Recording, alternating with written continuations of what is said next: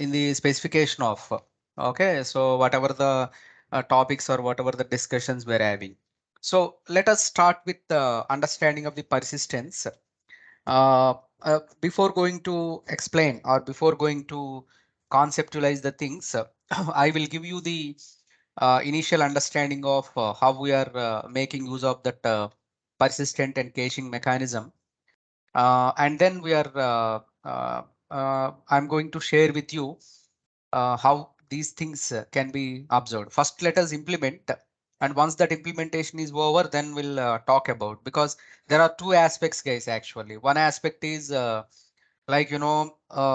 understanding the concept, then implementation. But whereas in this thing, I'm going in another way. First, let me show you what exactly the uh, persistence and all these kind of the things, and then we'll move back and discuss the conceptual thing. So that why I'm doing like this is, friends, simple. Because if you are considering the notion of if you are considering the notion of optimizations and advancement techniques, they are pretty simple. In case of the actually, if you are considering the understanding of these optimizations and all, they are pretty simple. Like how you observed your repartition and coalesce kind of the things. Okay, similarly, what I'm trying to do here is just I want to give you the simple nature of this persistence, and then we'll handle how to deal with these kind of the persistence and caching mechanism. And moreover, guys, the appropriate persistence and caching mechanism is related to the memory orientation. So like if you are considering any kind of the technology, no matter whether that is a big data or Spark or whichever, but finally our interest is to maintain the storage in a better way, and as well as to handle the processing time. Okay, these two are the major considerations, like the storage efficiency and as well as the usage of the time in the optimal way. Okay, within the stipulated time, I want to implement the things. So coming to the today's session objectives, guys, just I'm introducing you with the concept of the persist. Okay, and of course, this is related with the caching also. These two things go hand by hand. And then we'll talk about the some of the aspects with respect to RTD. As a finalization, I'll be giving you some sort of the map function, flat map example, and as well as the filter. Of course, extensively the discussion about map, flat map, and filter. So many options are there in the data frame. However, we are going to talk those kind of aspects also. But before that, because RTD, many things we have seen. Apart from that, these kind of the functionalities also you can observe: map, flat map, and filter. Once this thing is over, just we can go ahead with the discussion of the data frames. So these data frames, friends, actually these are all row column wise fashion, where I can store the data in the tabular representation. Okay, in the table format. And it is having some, we are naming this thing as high level API, because this particular API is not directly working with memory or those kind of aspect. And most importantly, this is built on top of the RTD. Okay, your data frame API built on top of the RTD. Okay, so with this, just we can observe that all the mechanisms of RTD still remains as a backward compatibility of the data frame, and where we can make use of the integration, like even in the creation of the data frame, I can make use of the RTD and I can convert that into the data frame. That thing is also there. So in the discussion of the data frame, initially we'll see what is the data frame and how many ways. Many ways are there. We'll periodically see that.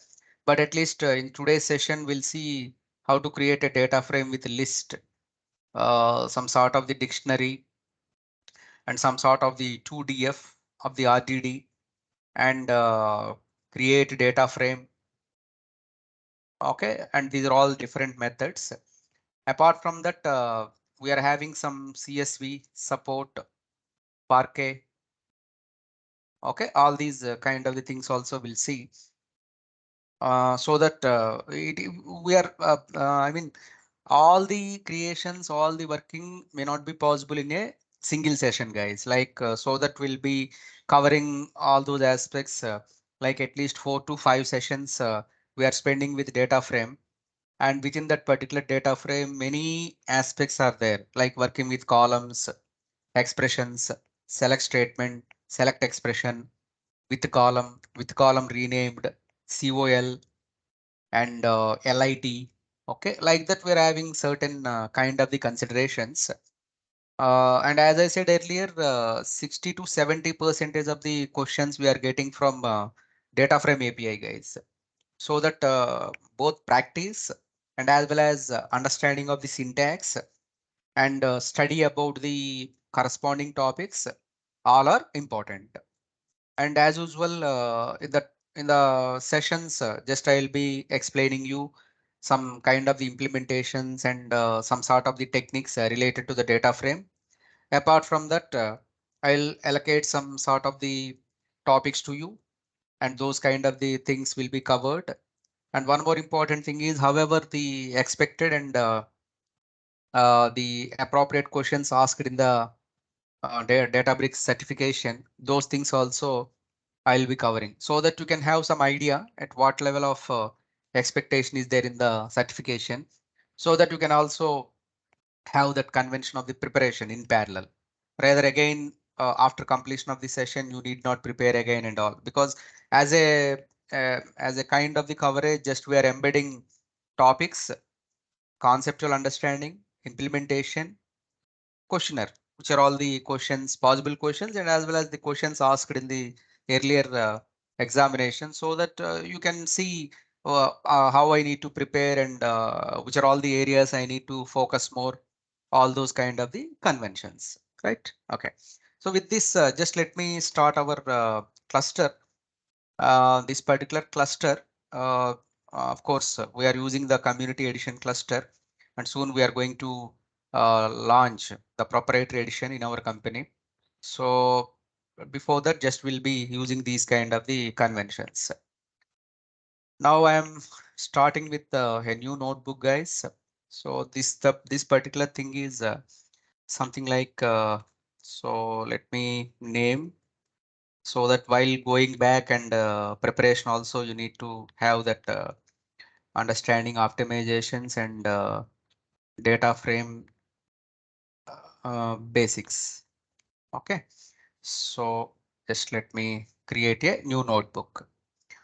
Automatically the cluster has been attached to our uh, notebook. Okay, because one important point, guys, here, you may be having some experience of importing OS library and trying to use the appropriate path. Here, what we need to understand is your cluster is somewhere remote. Your remote cluster is not having idea about your local file system. Okay, so whatever the functionality you are using, maybe if I'm making use of this kind of the convention, suppose if I'm clicking on the data, if I'm making use of this DBFS, uh, and within the DBFS, whatever the functionalities are there, these things only your cluster is aware. Okay, whatever the files and whatever the directories I'm having. So, and moreover, your OS is the module OS focus on the current directory path and all these kind of the conventions. So make sure that in the community edition usage, just you can make use of the conventions, like in the format of, suppose if I want to load the text file, so just to click on the file within the DBFS, and obviously you will be getting the path. So just you the simplest method is rather than typing the entire thing, just copy that particular path, is a compact thing, and paste it. Along with that convention, you need to use the dbfs colon slash file store tables agenda like that.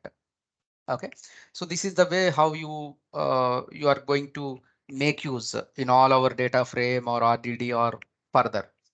Of course, already we have done some loading process. So external files like CSV and some sort of other text files we have loaded from our local file system. As there is no direct access of the cluster from our local file system, just will be following the file system supported by the Databricks by default. And even not only this thing, guys, suppose if you are using any AWS client of the cluster, okay, AWS or some sort of the cluster if you are using, in that particular case also there is Hadoop distributed file system only. Local file system is there with respect to the operating system. Let me show you that.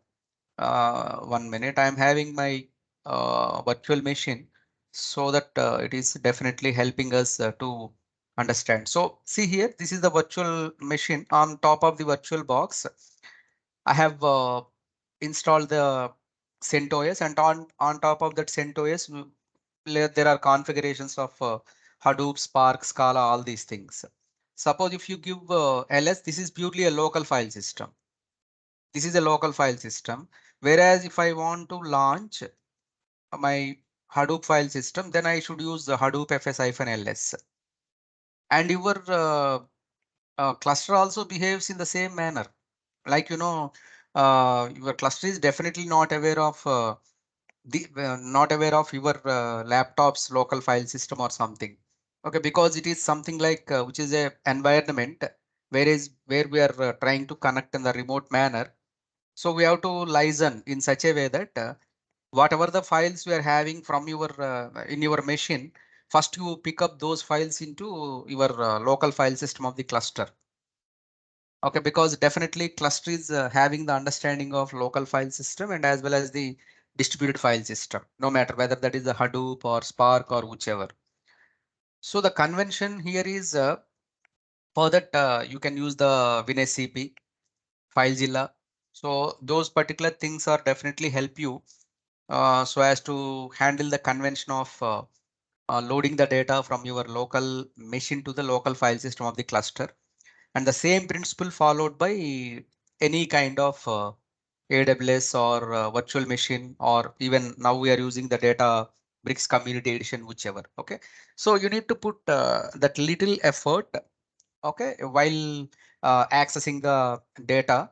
And moreover, it is always preferable to place the data into the DBFS as we're all practicing on community edition. So it is always preferable to have that path understanding, and from that particular understanding, it is good to have these kind of the convention of loading and processing the data. Okay, so similar way, so just we are going back and interacting with our cluster. So just this particular cluster providing some sort of the information like your file store. Within that file store, tables, we are habituated to use this path. Otherwise, directly in the today's session, I will be showing you how to directly without mentioning the thing where it is storing. Just it is directly storing here. Earlier, I have stored this output one. If you remember, file.txt also we have uh, uploaded here. Actually, we save as a sequential file kind of thing in the day one, in the day two discussion of the RDD. Once we got the information, so just we are making use of the convention. Like just with the help of that convention, we loaded our data into this thing. That is what file.txt. And that day, our friend asked, "Is partitions or 8 here?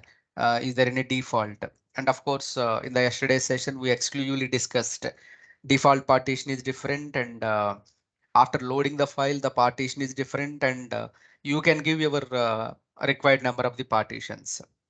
Apart from that, one more important thing is we discussed some repartition techniques where there is a full shuffle operation happened. Whereas if I'm considering the coalesce kind of the thing, there initially coalesce is definitely meant for the reducing of the partitions, reducing the number of partitions. And of course, in case of the repartition, the distribution of the data is very simple. Simple in the sense as shuffle is allowed, we can see all the balancing of the data am- um, uh, among the partitions. But whereas in case of the coalesce, it's like it is picking up the existing partitions and it is not going to perform um, any shuffling operation. So obviously there are some imbalance in the partitions. That thing we have seen. And one more point, as our Kannan raised correctly, like coalesce is not guaranteeing the we cannot say that coalesce is not or else coalesce is avoiding the shuffling operation. Of course, shuffle is there, guys, because coalesce by default not satisfying the not going with the full shuffle. But of course, its main theme or main functionality is so as to maintain the convention of reducing the number of partitions. And how these partitions are decided, there is a small story actually, like Hadoop distributed file system block size. In Hadoop 1, we are having 64 MB. In Hadoop 2, we are having 128 MB. Maybe I can raise that particular block size into 256 MB. Apart from that particular convention, we are having the replication in Hadoop distributed file system. While running your Spark on top of the ARN, of course, ARN by default pointing to the Hadoop distributed file system. In that way, just this Spark also allocating the block sizes corresponding to those conventions.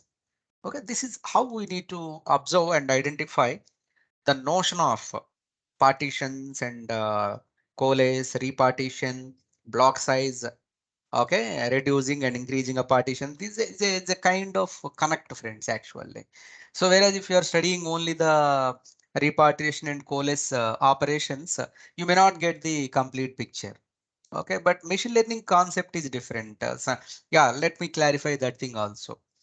Shanmuga asked me like, "Hey, Dr. Umak, I'm planning for this ML, but DE, how can I go?" Yes, that is probably a exact question, and maybe a few members are having the same kind of the question who are having the inclination of clearing the machine learning certification. Believe me, guys, whether you are taking or not taking the DE, I'm talking about the ML members, guys. Okay, machine learning guys.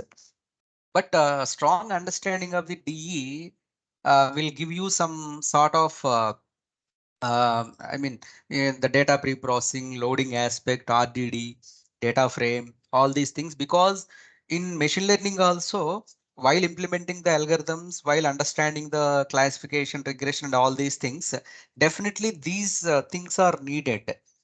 Okay, though you are directly preparing the machine learning, but without having understanding of these terminologies and how we are going and how we are getting the data into our model, it is very tough to connect the dots actually.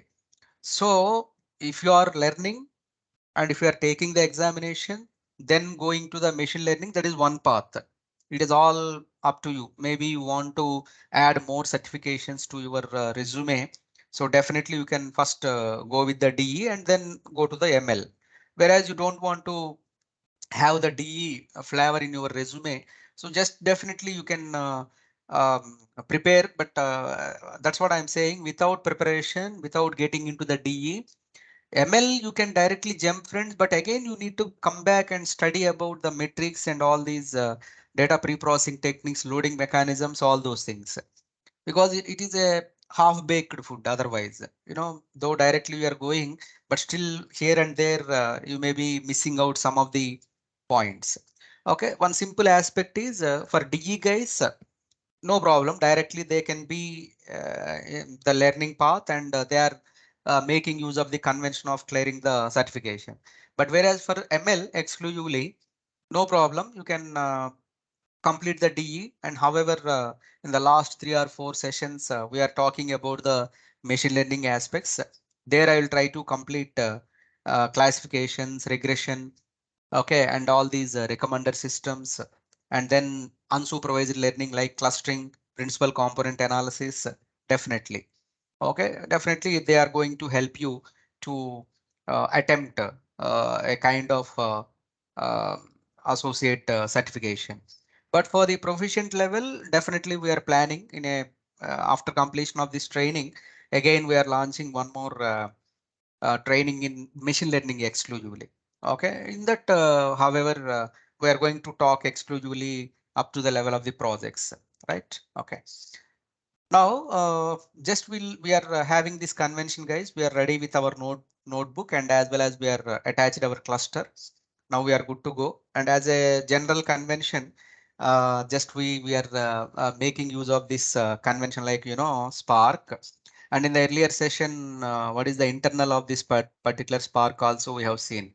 So that is Spark session within that builder, app name, and just get or create with those methods. And before that, just we have imported from PySpark, just we have imported the Spark session kind of aspects.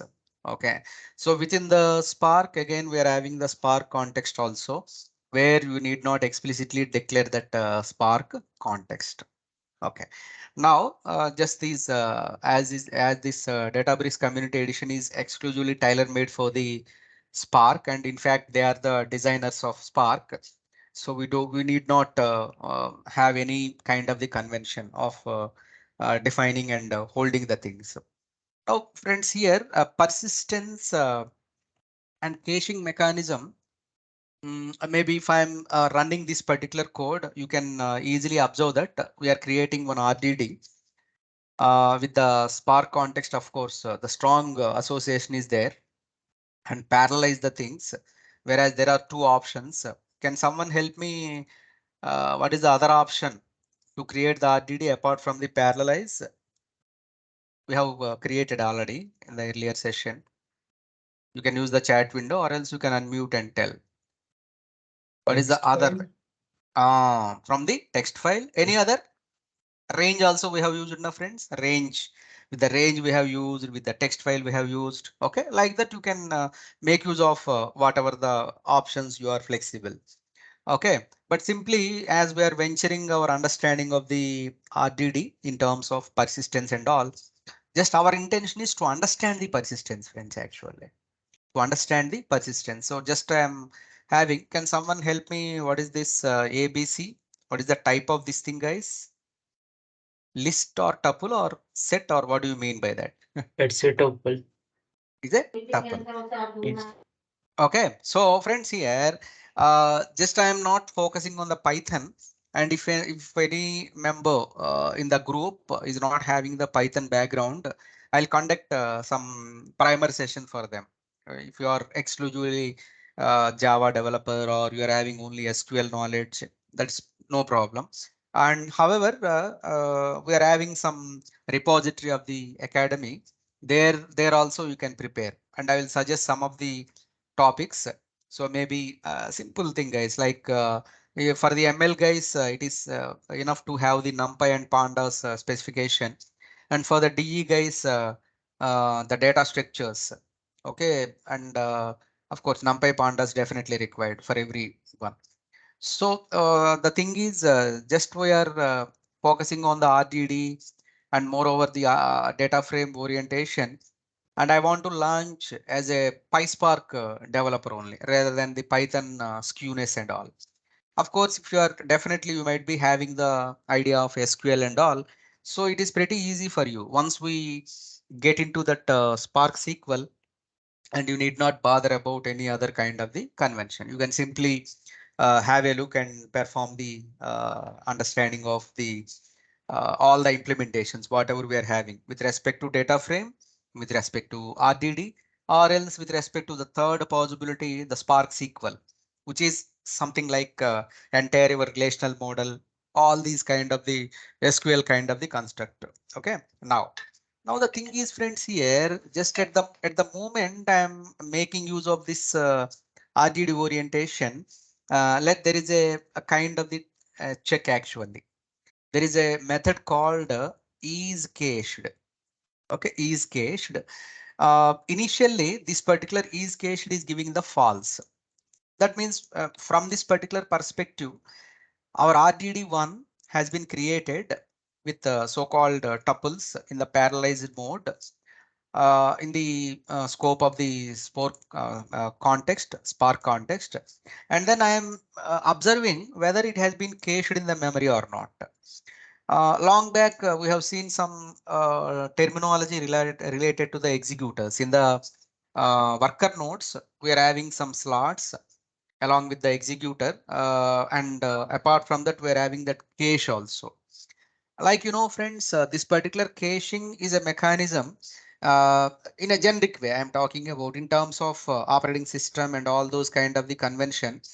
If you are observing the caching kind of the aspect, guys, where it is providing some kind of storage where all the repeated entries, whatever the repeated entries, whatever the frequently accessed item will be there, and I can fetch the data without going to the random access memory.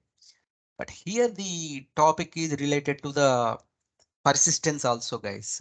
Okay, I'll talk, but just you have a look on this particular thing, how I am making use of the persist. Now, apart from this convention, what I'm doing is just I am maintaining this particular persist. Okay, now you observe, guys, here. Let me show you the documentation.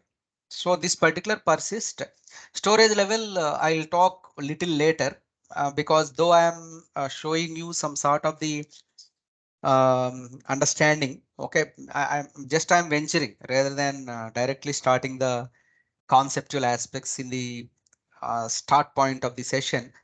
So I felt that okay, first let us complete the practical or implementation, then we'll study about the understanding. So initially, friends, observe that every variable, maybe that is a variable or RDD or data frame or whichever, in the perspective of the object orientation, we can consider that as an object. Just we are considering that as an object.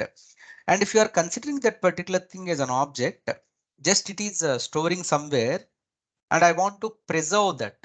Preserve in the sense, just I want to maintain that particular RDD because, uh, and you may ask this question, which are all the RDDs I need to preserve? Suppose, guys, in the operations, in the performance of the transformations and actions, um, after completion of the activity of one RDD, automatically they will be removed from the memory. Memory in the sense main memory in this case.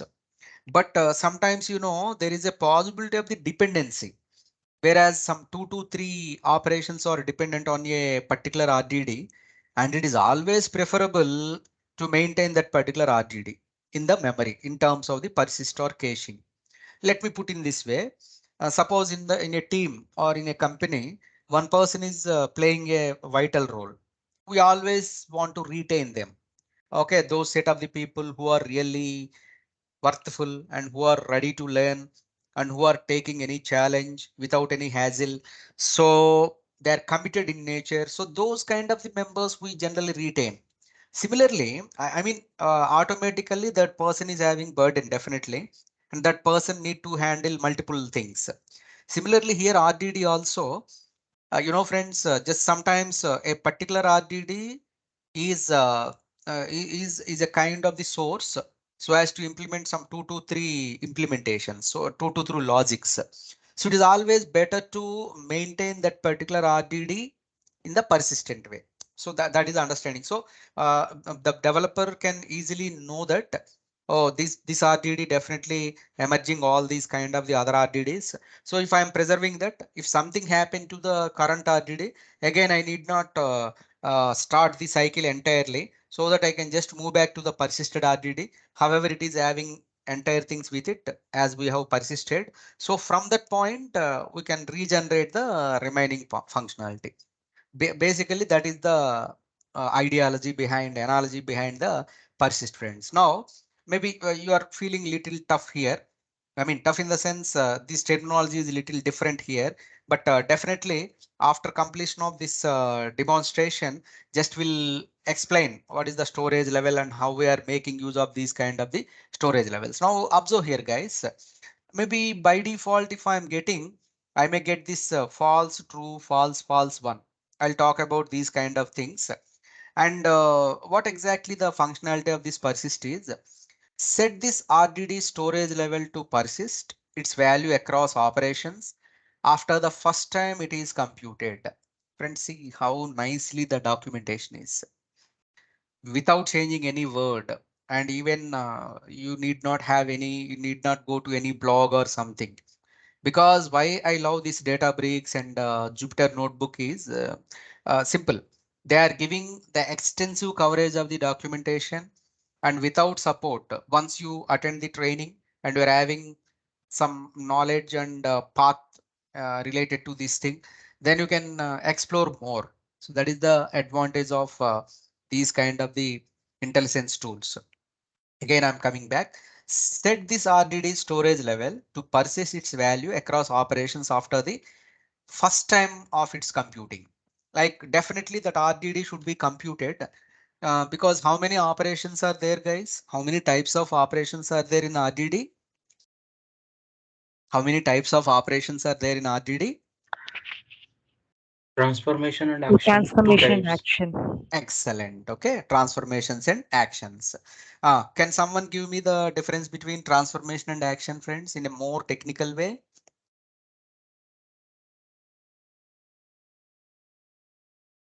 Transformation and Transformation. go ahead. So transformation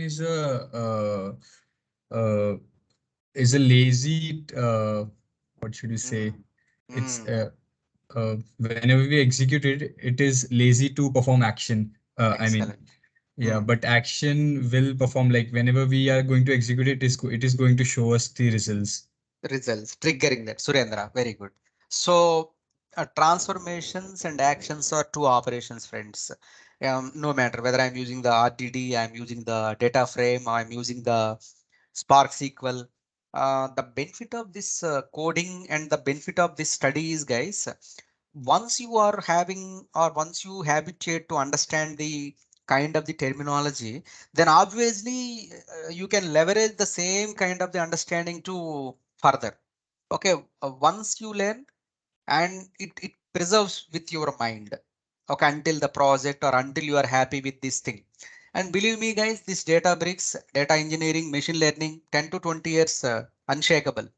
Okay, maybe IoT or some other aspects may be booming, but still, without our analytics and without our data engineering skills, there is, I don't think, there is no other possibility of implementation. So you proudly start learning and associate with the projects, at least get one or two certifications.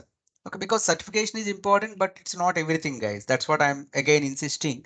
Your talent and your skill is most important thing. How we are showcasing the skills and how we are exploring those particular skills, how we are communicating to your higher ladder or leadership.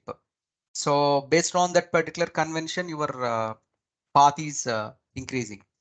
And in India, we are having the culture of the training so that even the resources at the busy or peak moment also, they are nominating and they are giving thanks to the program managers and all the leadership, because we always strive for floating the courses which are in demand, and definitely we are, we will, but only the thing is your contribution is most important. Okay, so like if you are considering the persistence kind of thing, it is somewhat preserving the appropriate information further. Now you see, guys, here is a parallel collection and read RDD from input stream at Python RDD. So just it is somewhat, it is making use of some convention. Now, if I am performing, there is a small differentiation, guys. If you see this is cached, now you will be getting the true. Okay, reason is, see, initially you have created the RDD and immediately you are identifying whether that RDD is cached or not, is false basically. First I and then I realized, okay, I need to persist this, and persist is a mechanism where it is adopting some sort of storage level, and it is persist its value across operations. Okay, that's what I asked the question, what do you mean by operation? And then if I am applying this is cached, I am getting the true kind of the sign. Okay, now the point here is, guys, still you are having some doubt related to what exactly storage level and all. I'll try to give I'll try to give some clarity on that. Just we are having the persist mechanism. On top of that, we are having some storage level. Okay, so see here, out of the sessions, I'm having the get storage level. And if you enter this particular thing within the persistence, I'm having the storage level. Now observe here, guys, there are certain flags here, false, true, false, false, one, like that. Okay, just keep aside. But that means it is having some sort of the default storage level, because I have not mentioned any default kind of thing. By default, RDD has emitted this particular thing. Okay, so just don't worry about this movement. Just there is a feel that this is a default storage level. It only showing that. I'll explain all these 5 properties, okay, while discussing about the conceptual aspect. Okay, so now once this storage level is assigned, now I want to perform some kind of the change of the storage level, because, guys, in a layman or in a simplest way, for any computer engineer, so just we know that memory, on top of that we are having the disk, and there is a replication one means, actually this thing is specified as a replication. A replication one means only we are maintaining the file in the memory, that means random access memory. Whereas sometimes, guys, I may be making use of, okay, I may be making use of the kind of the convention, like suppose if I want to perform some activity in both memory and I want to preserve my RDD in the disk also. Let me give some attempt, okay, how I can manage this particular storage level. So again, I am picking up RDD1. So just I am making use of the persist method. Now here what I'm saying is just I want to specify the storage level. Already I'm having this convention. So I'm copying this particular storage level and I want to change that particular storage level. Okay, initially, friends, any guess where this RDD resides? Without saying anything, without saying anything, where this particular RDD by default available? Option 1, disk. Option 2, memory. Option 3, memory and disk. Option 4, memory serializable. So by default, without specifying anything, what is the default storage level? Can any guess, guys, like whether it is going on disk or memory and disk? Memory. Memory. Memory. Excellent. Okay, because we are pretty no, guys. We are working with the in-memory computing. Suppose if I am asking you in terms of Hadoop distributed file system, what is the default storage? Then without anything, you can say HDFS, that is a disk based. Okay, in terms of the Hadoop distributed file system. Whereas as we are talking about the Spark is in-memory computing. Without any analysis, without any research, I can say this is the memory. So as of now, just to feel that we are working with the memory based kind of the aspects. Okay, now I want to change this memory to the memory and disk kind of thing. So for that, there are always friends here, the capital letters are having some sort of understanding in your Java also, friends, some sort of the static or some sort of the global variables. We generally maintain the convention. Now I want to change the memory orientation to memory and disk. And of course, obviously replication becomes true. Okay. Now let me give you a try on this, guys. Okay. So just what it is saying, storage level not defined. Okay, so let me keep that error, so that even to work with the storage level also, I need to import. Okay, because that's what I said.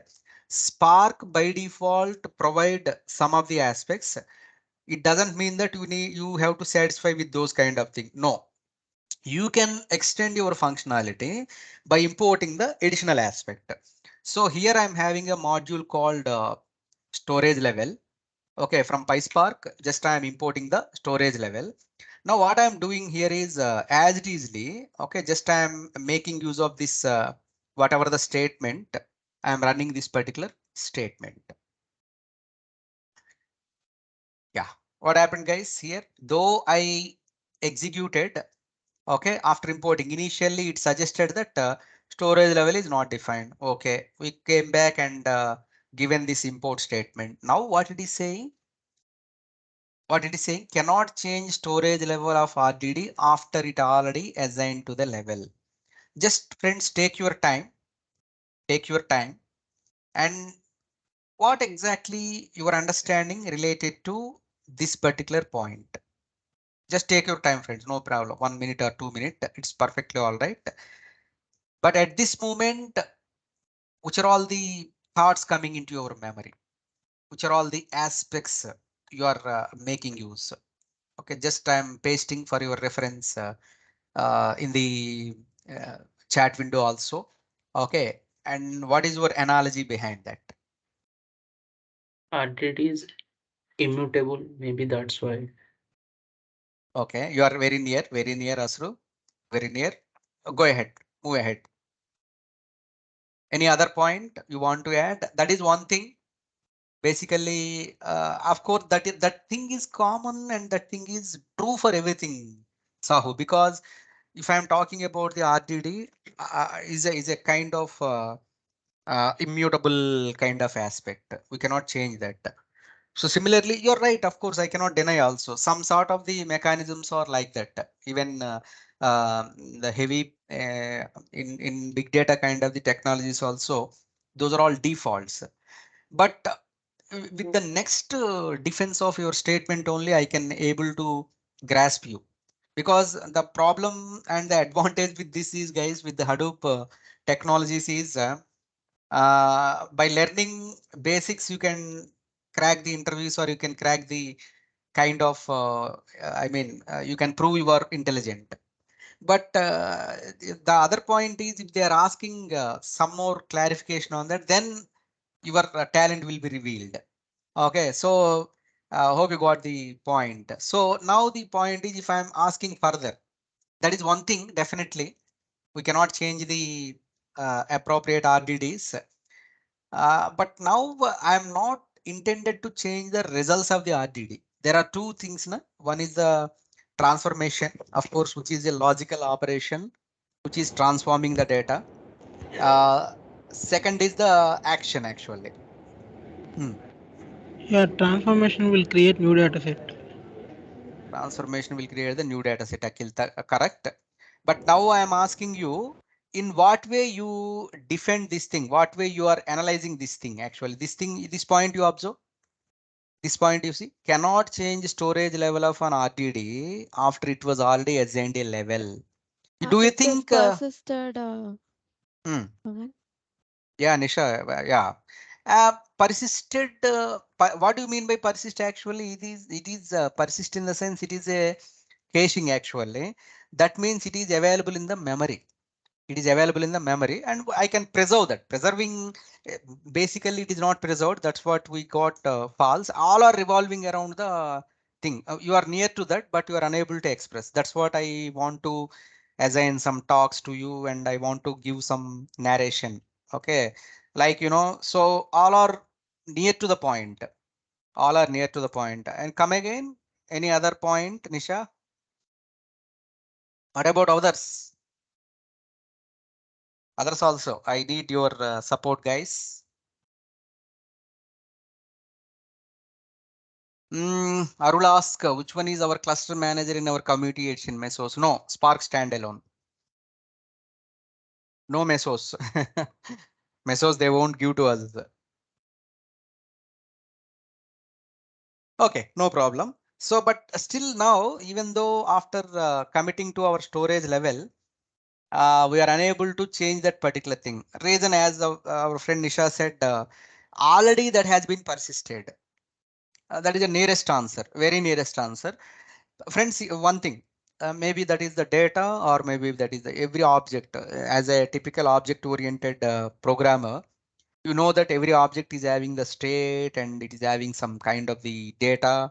It's having some kind of the identity. In our case also, our RDD is having some state information. That state information is associated with the default storage level. Now we are attempting that we are trying to change that particular storage level as per our requirement. Maybe we felt that okay, that RDD we need to keep in the memory, and I want to maintain the convention of memory and as well as the disk orientation. Okay, now the point is okay, that is the default thing is okay, memory only. But what what I should do if I want to add or if I want to maintain the appropriate convention as per my requirement, as per my requirement. Simple thing, like again I should go back. Okay, if you are making use of the convention, if you see guys, my RDD1, and if I want to get this storage level, the same kind of the aspect without any change, that false true, false, false one. Now, if at all I want to maintain the change of the nature in the storage level, okay, be with me guys. Just I need to create. Okay, these things we have to observe in a most catchy way. Okay, because otherwise, you know, just I'm saying that okay, we can change somehow. It's not possible, guys. There is a hard rules while working with the memory orientation, especially in Spark. Okay, left and right, we cannot change the conventions. They stick to some basics. Maybe in future, maybe directly they may allow in 4 or 5 version, they may directly allows to persist from memory to the disk orientation. They may, because you know in the earlier sessions some of the aspects are not there, but in the current version many are there like that. Okay, so we cannot say that, but as of now, at least up to Spark 3, we are guaranteed that whatever the storage level I'm having, that is most associated thing. And my anticipation as a researcher, as a practitioner is definitely they are going to modify this persistence aspect, friends. Okay, though they, that is memory orientation, because it is pretty important for developer also. Again, go back and creation of the corresponding RTD, again assign those particular things.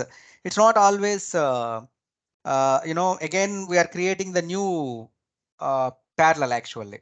Again I'm creating new now. As of now this is the functionality, as of now this is the alternative, so as to assign the new storage level for the existing functionality or existing RDD. Okay, now we are taking this thing. Now just observe here guys, RDD2 dot, just I am persisting. Now this time I need not have the I mean already I have imported that thing. And now if you give this tab, now it is allowing all the possibilities guys. See, disk only, disk only. Okay, memory and disk with the two replication, memory and disk with the deserialization, memory only two. Okay, these are all possible kind of the storage levels we are having supported by Spark. Now, as said earlier, I'm happy with this memory and disk. I want to maintain the replication as two. One is in memory, another is in the disk. So just I'm clicking on that. Now just I'm persisting my RDD. Okay, now you can see the same kind of the convention how we have seen in the earlier declaration. This one, this one. But now in the persist, what I'm doing is just I'm clearly mentioning there are two options, friends. One is uh, persist without any parameters or without any arguments. By default, it moves to the memory that we have done in this case actually. Persist. Now the second point is persist with the uh, argument. Persist with the argument. Now tell me guys. So just I am asking this question. Without persist, can we specify the required storage level or not? Think through guys, think through.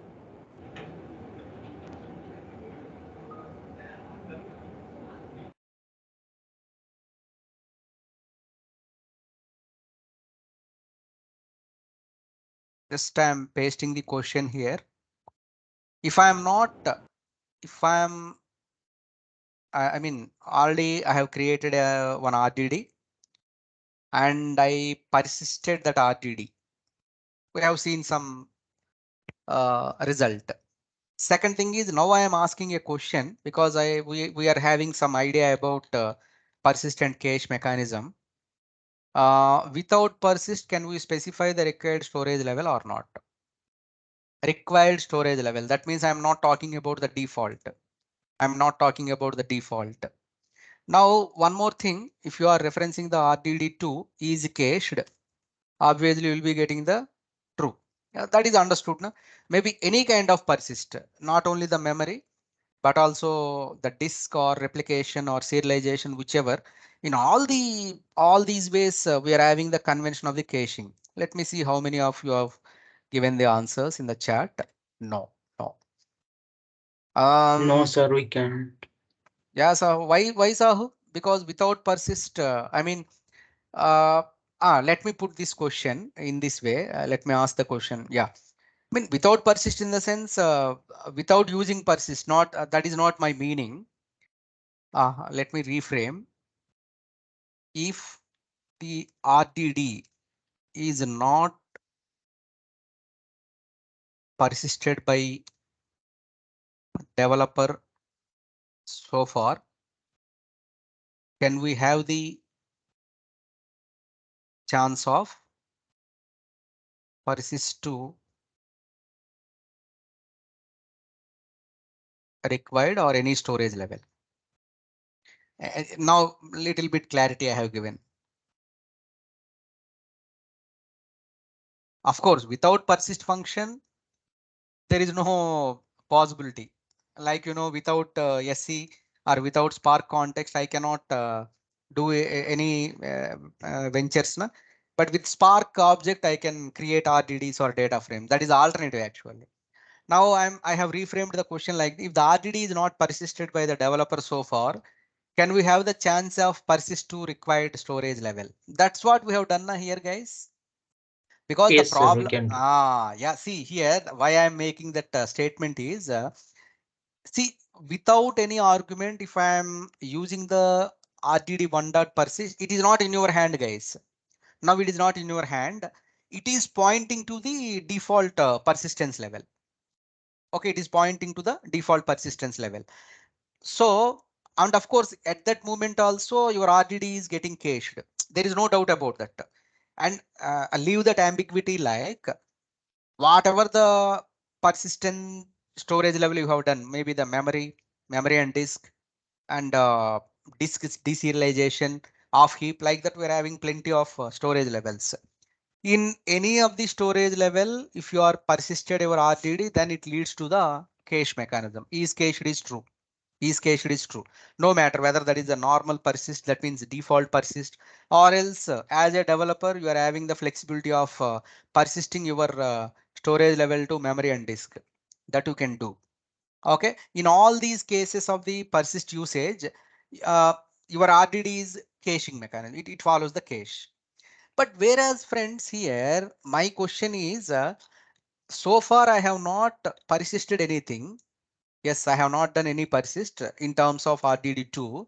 So the user is or the developer is having all the chances so as to persist or so as to cache with his or her required kind of the storage level. Okay, that is the point where you need to identify in case of the persist. Now, if you are getting the storage level of your RDD2, okay, so see here, there is a small distinction. If I'm making use of the storage level, this is true, true, false, false, comma true. Whereas in the RDD1 storage level, if you are getting this particular RDD1 storage level, here, let me run this particular thing.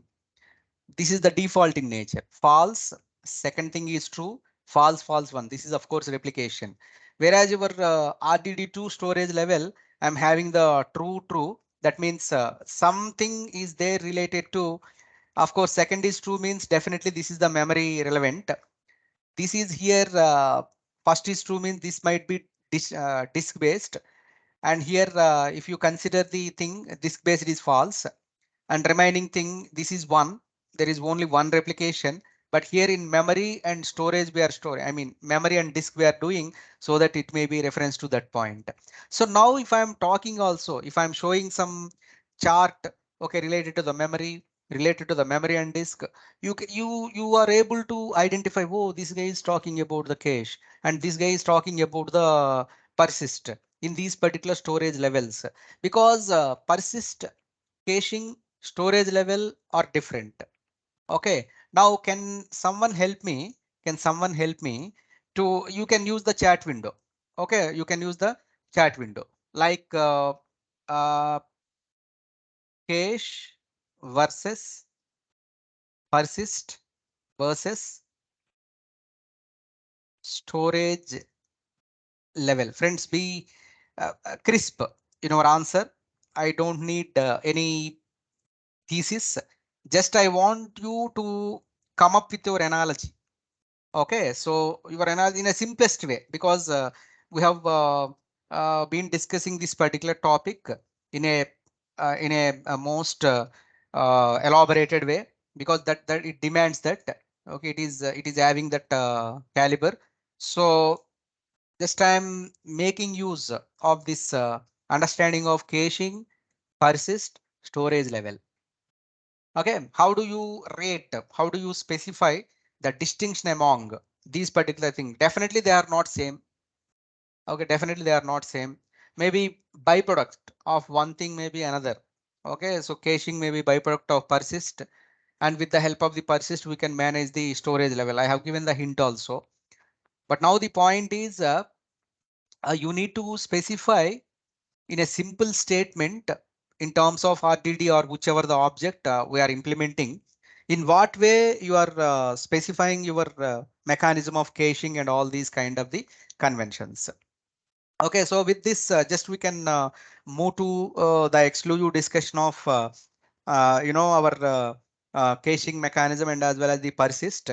But before that, guys, one more important point I want to ask. Yeah, Shanmugha Priya, very good. I'm waiting for others also, so that you can specify your understanding on the topic. One more thing, guys. Can I use, okay, can I use multiple RDDs to persist? Then what is the problem? Like I'm giving this one, RDD1, RDD2, and so on, RDD 100. Can I cache or persist RDD as per my wish, or else as per my wish, then what is the implication? Okay, is the leading aspect, guys, actually. So like, uh, pretty simple. Na? Suppose we are having the cluster and we're having the resources, very precious resources. Definitely it's not unlimited. Human life is itself is not not unlimited. Then our resources are also limited, definitely, in terms of billing and all.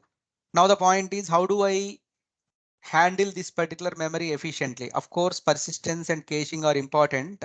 If you feel that some of the RDD should be available handy in the memory, that is a good thing. And of course, we need to maintain some of the RDDs. But the point here is up to what extent, whether it is a good practice to maintain all the, as if I am saying, if you need to preserve the RDDs in the memory, then go and pick up the persist methodology and make use of that convention. But the point here is a good practice. Is it a good practice? Can I say, as a developer, as a practitioner, can I say maintenance of the RDD in the memory always is a good sign or not? Because we are consuming the memory, friends.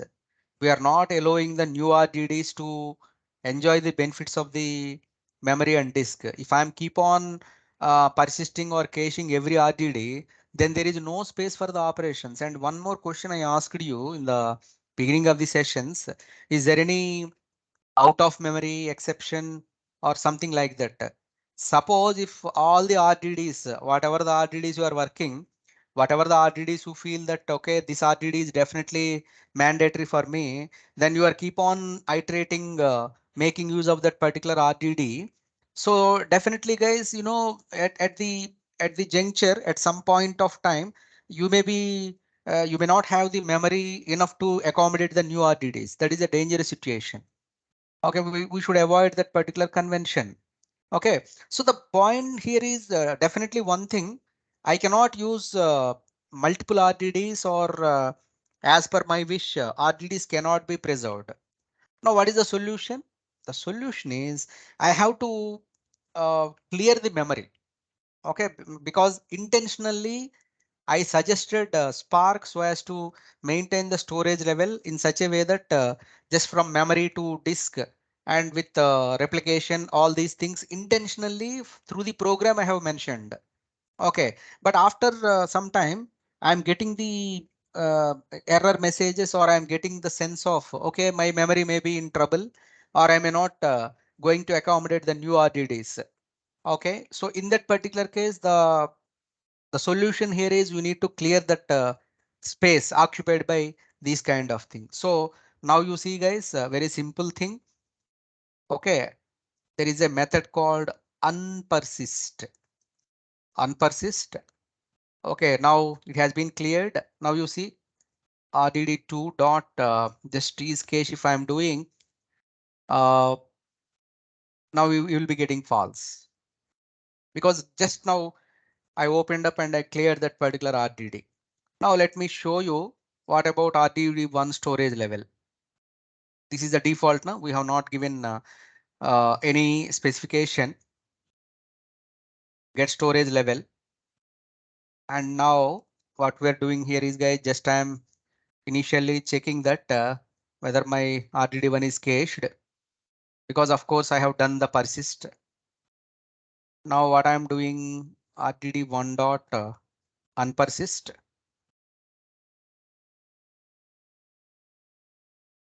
Now if I'm saying is cached, yes, this is false. Now a question for you guys. RDD1 unpersist versus RDD2 unpersist.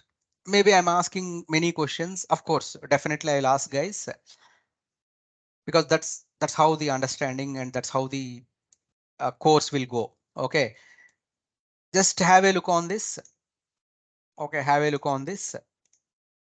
And now, because your questions will be answered, your questions will be answered in the conceptual understanding. But now the point is, okay, very good. Who are all given their answers? Nisha, Chetin, Akhil, Shanmuga, Ravi, Jatin again. Ravi, very good. Uh, Arul, Vedant. Yeah. Can you come again with the latest post, guys? RDD1 unpersist versus RDD2 unpersist. What is your understanding and what is the implication? Because I am giving a hint. RDD1 default persist. RDD2 persist with memory disk to storage level. Now have a look on this. Come up with your analogy.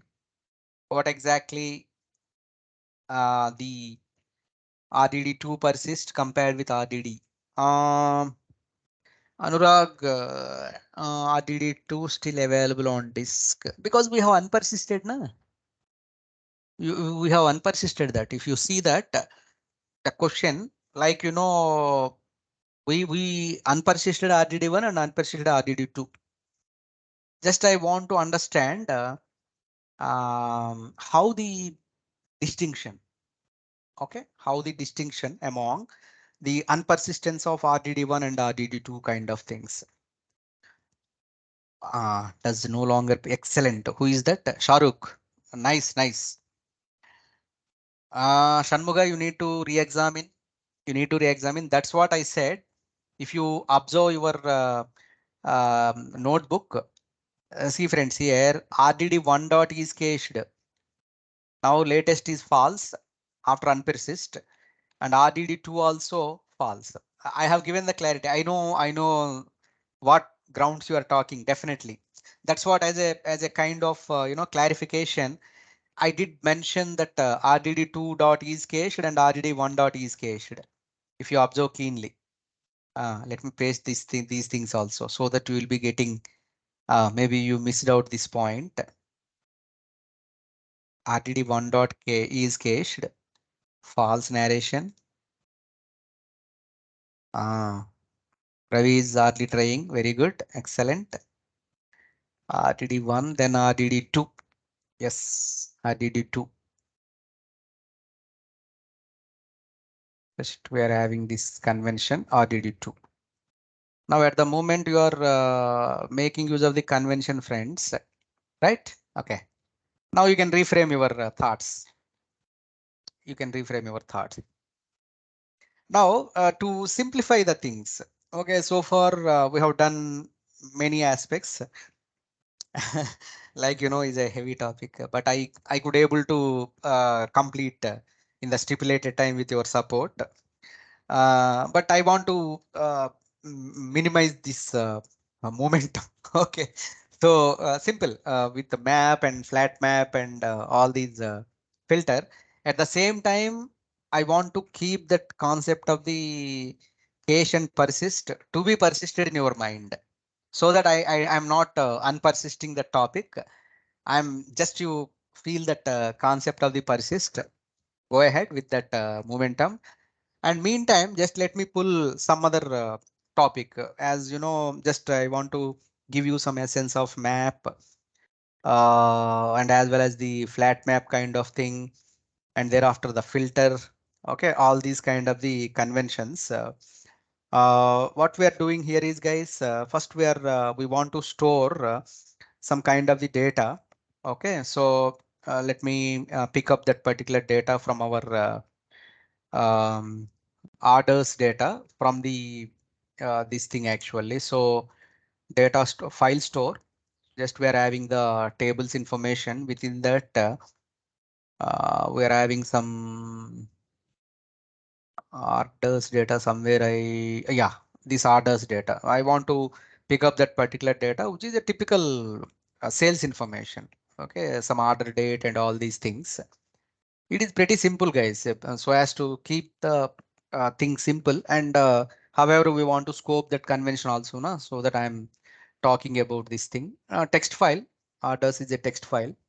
So just I want to get the path of this orders data, file store slash table slash orders. Just I'm picking up that convention. Don't miss out this DBFS. Just I'm making use of this convention. Okay. So that's it. Just we are able to load our data into the ORD. Now what I want to do is just I want to pick up the information. Now tell me, guys, what is the distinction between take and collect? Two things we have seen now. Take versus collect. Collect will take whole data. Take will take only specified data. Right. See, friends, collect is nothing but your driver data. Entire data will be pushed into the driver memory. That is required, friends, actually? No, it's not required. Can you come again, Akhil? Why we need to prefer the take? Because collect, yeah, you are right. Collect is pushing entire data into the Spark driver, which is not good sign or which is not preferable by the developer. But what is the specialty of this take? This question is for everyone, not only Akhil, because he has replied first, so that I am putting the question. Why we need to prefer the take? Why we need to prefer the take? Is there any analogy behind that, guys? Simple analogy. Partition wise scanning. Mm, partition. Yeah, exactly, Shanmuka. Can you come again, right? I Only Only it is taking the First partition for the ex- first time to access the. excellent, excellent. Suppose if that partition is not containing the number of records provided by us, maybe 50 records if we are giving, that partition is only containing 40 records, then what it does? It move to the next part, then only it move to the next partition. Hope you got the point, guys. Okay, so very good, Shanmuga. Like friends, take is a methodology where it is scanning a single partition at a time. One partition it is going to scan. Suppose if the data is available with respect to that particular partition, then it stops scanning the data. Whereas if your number of records are not present in that particular scanned partition, again your I mean whatever the take function you are using, it moves to the next coming partition. Right. But whereas in case of the collect, it's not like that. It has to scan all the partitions data. So that is the main important consideration. Okay. So just to observe these points, definitely you are going to get the things, guys. I'm having full confidence on you. Okay, now just we are having the order data with us. Okay, which is containing order ID, order date, order customer ID, status, all these kind of the convention. A simple analogy, guys, like I want to introduce you with the map, some sort of the flat map and filter. However, we are going to extensively talk about these kind of the functionalities related to data frame API also, because that is more flexible in terms of getting the information. Now, if I want to apply order details of the map, so just what I'm doing is order map, relevant names always preferable, order dot. What is the map function does, guys? Map function return a new RDD by applying a function to each element of this RDD. Okay, here the thing is whichever the elements you are having in your RDD, map is not excusing any element or anything. Just what it does is it is making use of the convention, like whichever the element we are having in the RDD, just the top lambda function or whatever the function, and preferably, map always work with the lambda function for the flexibility, because I don't want to give complex tasks or complex kind of thing. And one more important thing is I want to apply my logic to each and every member or element in the RTD, so that it is always better to go with the lambda function. So some kind of the logic so as to pick up the data items. So just I am making use of the lambda, any value. And what I'm doing here is just I'm using a typical split statement from Python. Also, you are aware of this particular thing, guys. Where the index of the Python start, guys? Index of the Python start from zero. Zero, na? That is no differentiation here also. And what we are doing is just after getting this particular thing, I want to pick up all the values. So for loop, very interesting. And just what I am doing is where my order map. Okay, not even executed, but still see that is the advantage, guys, with the IntelliSense, and take off 5 records. And now along with that, just I am going to print out this I value. So simple thing. By seeing this particular logic, you can specify that we are splitting the entire records which are all there, the comma delimiter, and I want to pick up this 0th index where order ID is available 1, 2, 3 like that. I'm having order IDs. Now I don't want to pick up all the information, guys. Only the first, not first, take 5. Just I'm making use of that particular 5 records. And if I'm trying to run this particular thing, just accordingly, it is pulling out those particular records. So map along with the lambda function, just I am picking up the records, and the two first portion of the data I want, and I am fetching that information related to the mapping. And one more important thing. So here I could able to get all the order IDs. I could able to get order IDs. Similarly, along with the order ID, because we're having order ID, all these kind of the conventions, along with the status information also, whether this order ID is closed or pending or completed, whichever, because the manager at the end of the day, sales manager or whoever responsible need to verify, need to send a report to the higher ups in such a way that which are all the orders are pending and what is the reason. Okay, whether if orders are completed, then he should raise the invoice or operational aspects, whatever that thing also need to be observed. So in this particular case, guys, what we are doing is just I am not storing anywhere my RDD. Just I want to get the status info, the same kind of the functionality, of course, default. Now here there are multiple conditions now, so that I'm using this bracket as a first condition kind of thing. Just we are making use of the split functionality, comma default delimiter, and the first thing is required now. First is order ID is required, and then once this particular thing is over, now again the split off. Okay, so the comma delimiter. And then what is the index of this particular thing, guys? Because this is 0th index, 1, 2, 3. Status is 3. So just I am making use of this particular status. Okay, x dot split off. Just I am mentioning that status 3. Then fetching that 5 records. Okay, so just you observe here, guys. Order dot map. Okay, order is of course default, just whatever the data we have loaded. We are mapping the appropriate, we are applying the map condition in such a way that first I want to pick up the information 0th data, 0th subscript data, which is the order ID. And once that particular thing is over, just we are splitting the, we are getting the third index value. The third index value is the status information.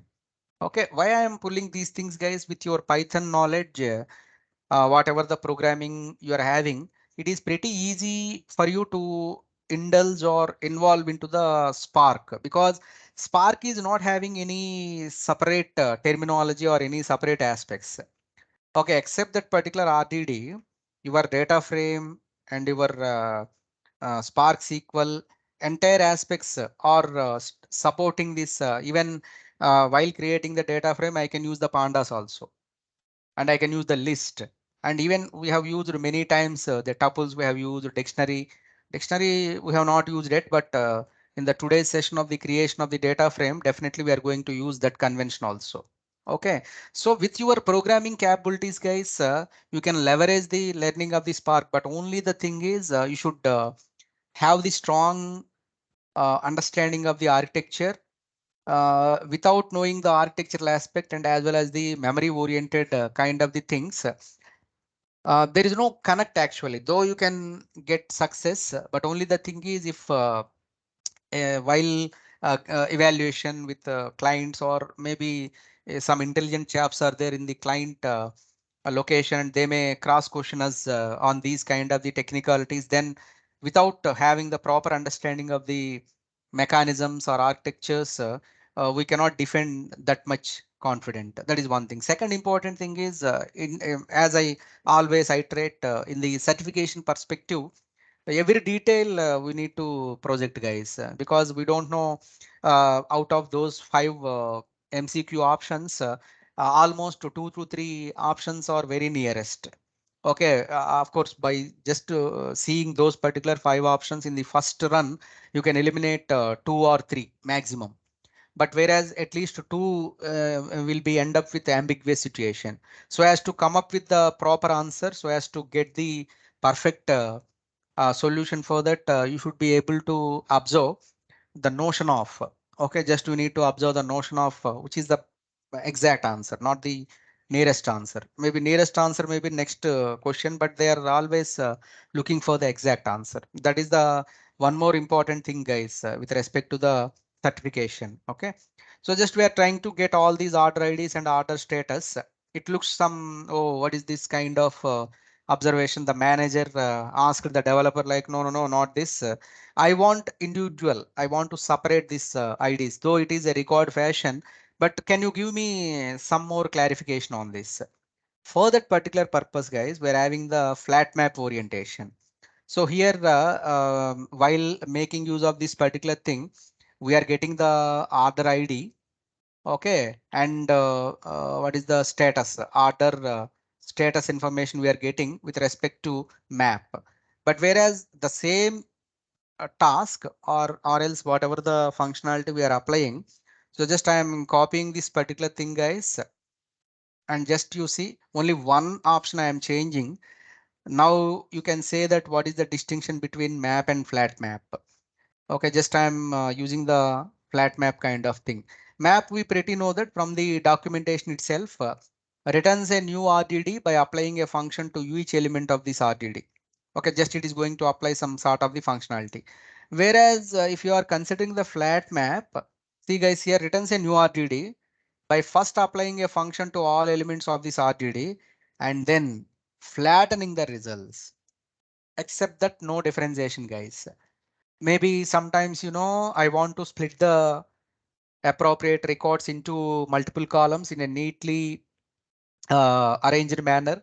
But map is not focusing on the flattening of the results. Maps activity is just to try to implement the logic for all the whatever the elements available, no matter that is the RTD or that is maybe whatever the functionality, all these kind of the things. But whereas if you observe the flat map orientation along with the logic, it is having one more functionality, one more stereotype I can say, that is a flattening of the results. Now itself we can see that, guys. Okay, so just if I'm running the same with the modifying of the things, just now it is splitting the appropriate aspect in such a way that your order ID corresponding to that closed. It is a flattening of the result. Furthermore, it is performing some analysis or some sort of the splitting, and likewise you are moving ahead. Okay, with respect to the flat map.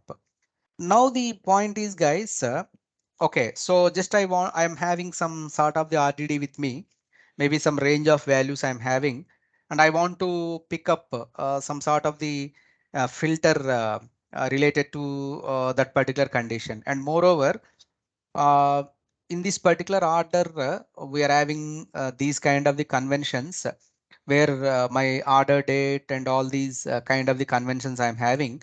So maybe I'm giving this as a task for you. Just even orders also I'll be saving, sharing the things just to apply as a task kind of thing, guys. Just to apply to fetch the year 2012 from the order RDD. Okay. So, but to support your convention, because I have not introduced you the concept of the filter, and I'll be taking some other example. Okay, so already we worked on the same order data with map and flat map. So filter, okay, just I am explaining with some other RDD. Just I want to take new RDD. Already RDD1, RDD2 we have taken. With respect to this RDD, the favorite kind of thing, we are parallelizing, and I am getting the range of maybe 20 numbers. Okay, so with the help of the range, I can able to construct the RDD. Now for just as a kind of thing, guys, let me display. Okay, typical mindset of the programmer. I want to verify whether it has been created or not properly. And we are applying the filter. Okay, just if you are seeing this particular documentation, guys, returns a new RDD. Remember that map, flat map, filter, all are returning the new RDD containing only the elements that satisfy a predicates. Predicate means condition, friends, nothing else. In the terminology of the Databricks and data engineering and machine learning, we are using the term predicate, word predicate. That predicate is nothing but your condition, whatever you are mentioning. And in fact, I am following the same condition, guys, rather than using the new one. Just I am making use of the same condition. So just I cannot copy. So no problem. Let me write that lambda x. So whatever the value I'm getting, and I want to get the even number details, and that too first to 10 numbers only. I don't want to get all the numbers. So the filter is a condition where it is applicable on specified values, only the element that satisfy a predicate.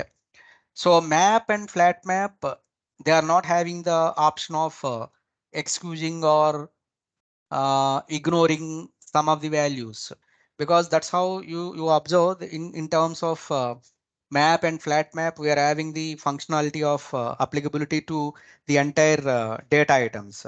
Whereas if you are making use of the convention, how we are observing the map and flat map, other than that your filter is somewhat distinct, where it is not focusing on the all values, rather it is only focusing on the specific values or specific criteria.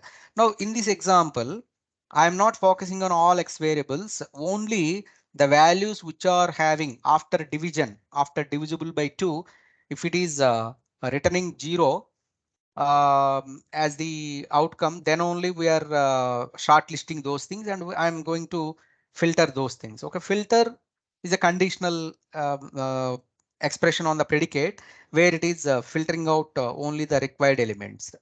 Okay, now it is pretty easy to understand. 10 in the sense these particular 10 elements which are satisfying this particular condition. So with this, just we can have a look on this data frames directly, guys. But what I want to do is just I want to introduce you some two important things in terms of the optimizations. Okay, one is the broadcast variable. Okay, friends, broadcast variable. And second thing is the accumulator. Okay, so accumulator, maybe from the terminology of the computer organization, you may be aware of the term accumulator from the computer architecture and organization in terms of CPU and all. And of course, from the network perspective, broadcasting, multicasting, unicasting, like that we're having. Unicasting means identification of a particular machine and sending the information to that particular machine only. Whereas multicasting in the sense multiple entries may be there, where all your information is reached to the subset of the entries. Whereas broadcasting is something like, your broadcasting helps in such a way that it is placing the appropriate variable in all the worker nodes, in all the executors. So broadcast variable allows the programmer to keep a read-only variable cached on each machine rather than shipping a copy of it with tasks. Okay, so just I am hinting you, because again we need to revisit this broadcast variable while dealing with the user-defined functions. What we are saying is to keep a read-only copy. This is a read-only variable. Okay, read-only variable cached. Friends, one more important thing. Okay, cached on each machine rather than shipping a copy it with the tasks. See some clarity. Uh, Now it is caching means, what do you mean by caching, friend? Just that's what the reason I kept aside the discussion of the caching. Uh, Caching soon we'll see, probably after the break. So this broadcast is also a cached variable. That means whenever this broadcast variable is required, immediately that cache memory is available without any hassle. The programmer or the developer can pick up that particular value in terms of implementation, and he can perform the logic. Okay, now what I'm doing here is, guys, simply I want to create a broadcast variable. Now we got the essence of that broadcast variable. Now the scope of this particular broadcast variable in this session is how to create and how to access that. Okay, let me create that. Of course, it is also related to the Spark context. That's what I scoped this topic in the today's session, guys. Just I am making use of a list, and this thing I want to store as broadcast variable. Uh, So not parallelize. Parallelize, if I'm saying, then automatically it turns into type of BC, where if I'm saying also it gives the RTD. But my intention is not parallelize. Yeah, there is a concept called broadcast actually.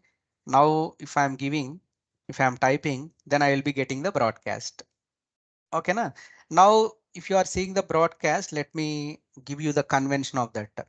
So broadcast is a read-only variable to the cluster. Friends, not the machine, to the cluster. Cluster means group of machines with all the resources, maybe with the executors and slot, all these things. Returning a class broadcast object for reading it in a distributed functions.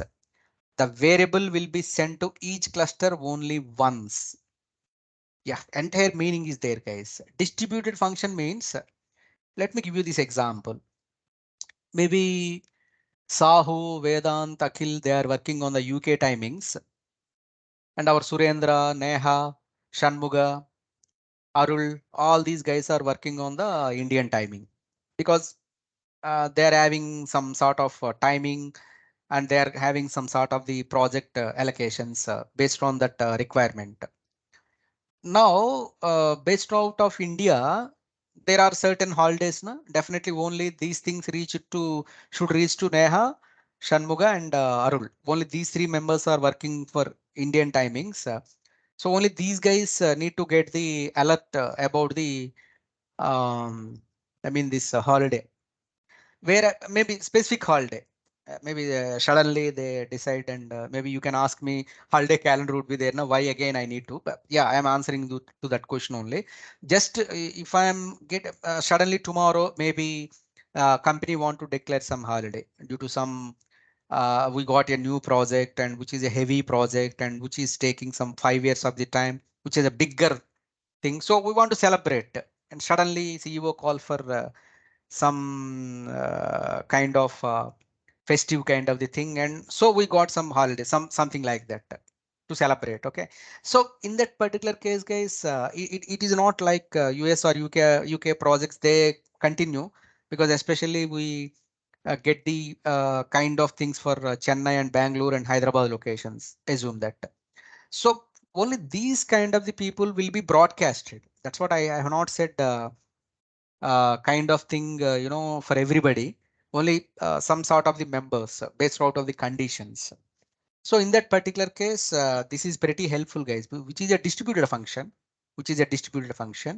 and the variable will be sent to each cluster only once in the sense it is not going to repeat, it is not going to occupy. That too, it is a cached one, guys. That's what I'm saying.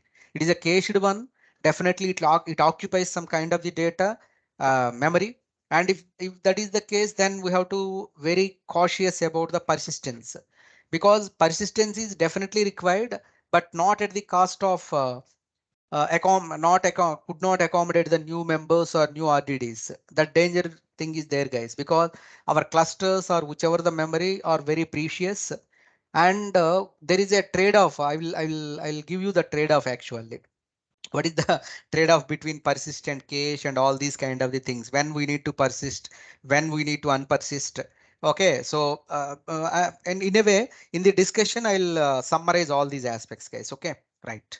Now this particular broadcast variable can be created with the help of the broadcasting functionality, and then simply uh, of course, just what I am doing here is I want to print this particular broadcast variable. It is not going to give any outcome, just it is saying some broadcast. For that, how we are having like dictionary kind of the support here also, I'm having some, see here friends, with the broadcast we are having many things: dump, init, load, unpersist, and value. Okay, just I want to get the value. So whatever the values you are having, that value you can get. Of course, we have not applied any functionality because along with the UDF, definitely we are having a case study.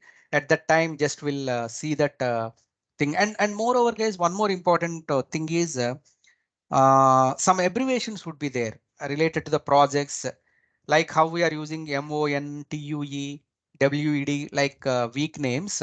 Maybe we are having some sort of abbreviations. maybe I want to elaborate those abbreviations to the specific people.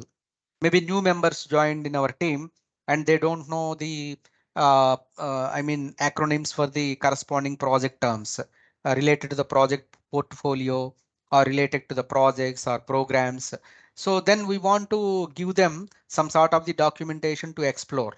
So from that perspective, they can get the information through this broadcast and where all the abbreviations are elaborated and they can have a practice on that. OK, so this is how you can refer the broadcasting kind of thing. Another thing is also there, guys, like accumulator. As I said earlier, accumulator is somewhat addition of the numbers. Okay, so long back, our friend maybe Neha or somebody else, I asked, can I add float also in the integers while performing the computing? Of course, with the logic of the lambda or by taking list with the heterogeneous kind of the data, you can perform that. Okay, and but here the accumulators or the variables that are only added with commutative and associative nature. This how can I say is while performing the parallel operations. Guys, in the DAG in the DAG simple in the DAG or in the Spark architecture, there are certain aspects where we need to perform the stages. Stages are having which are all the parallelisms. Okay, there is a possibility of the parallelism. Then only appropriate Spark architecture is splitting the jobs into the stages because stages are having that flexibility of maintaining the parallelism. So accumulators are variables that are only added to through associative or commutative operation and can therefore be efficient supported in parallel.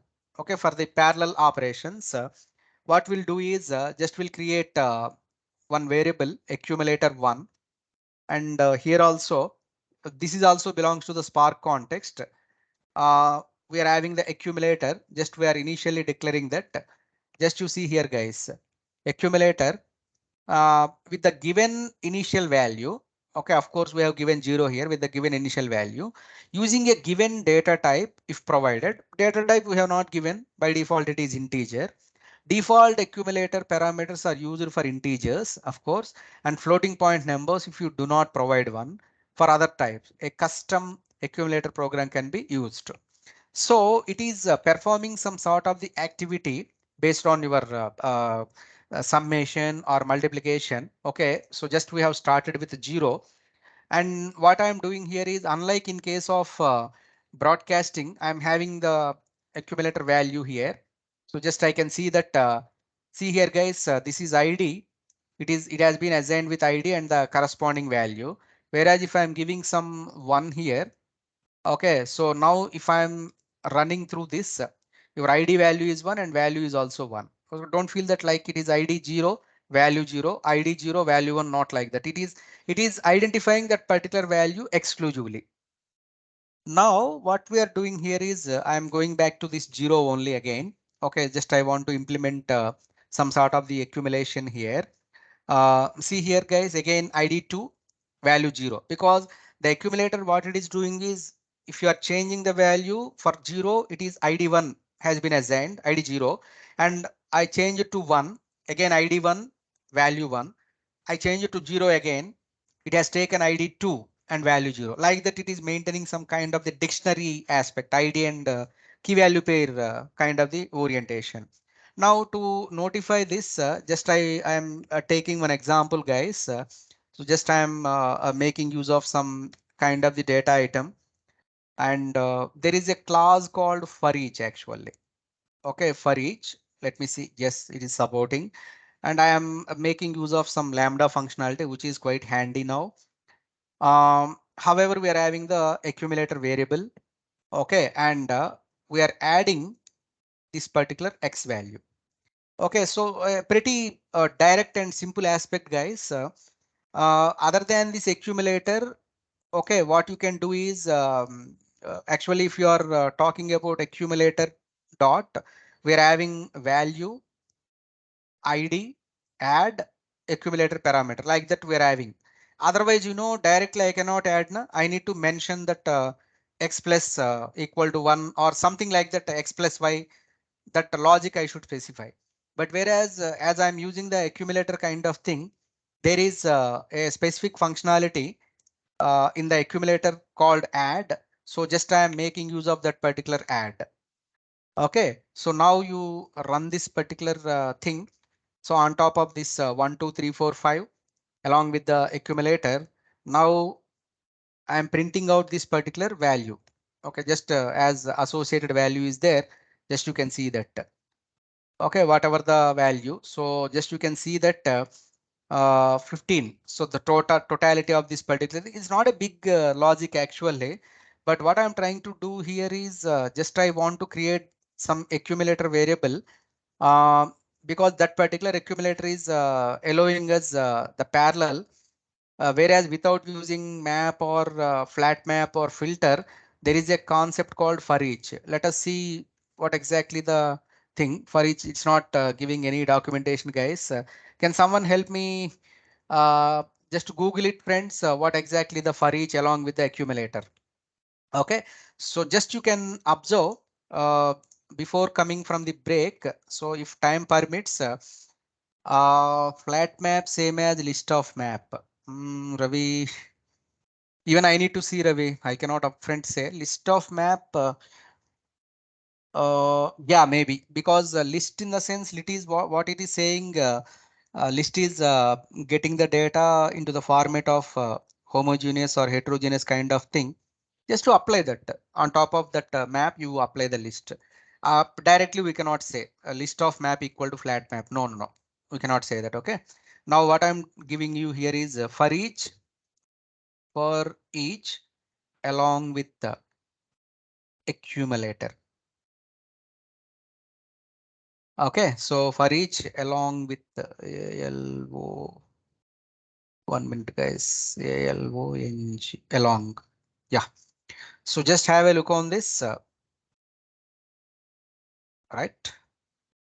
And after the break, just will jump start with the storage levels because some partitions are left over. Almost 75% we have covered with the programming, but only the point is we need to see the beyond the hood, behind the hoods, that how we are maintaining the convention. Let us see that particular thing. Now let me start the Google timer, guys. So that we are all in same page.